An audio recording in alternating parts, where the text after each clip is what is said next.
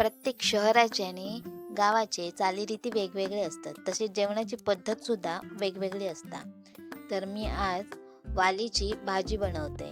वालीत बटाटो टाकले, तर एक कढई घेतलंय, त्याच्यात टाकले तेल. तेल गरम झाला तसा फोडणीत टाकलंय बारीक चिरलेलं कांदो आणि हिरवी मिरची, हळद पण टाकलंय आणि चांगलं तर ढवळलंय. त्याच्यात बारीक केलेली वाली आणि बटाटो टाकलाय आणि चांगलं ढवळलंय. त्याच्यात टाकलंय पेलोभर पाणी आणि चवीपुरता मीठ. 10-15 मिनिटा ते शिजवून घेतलंय.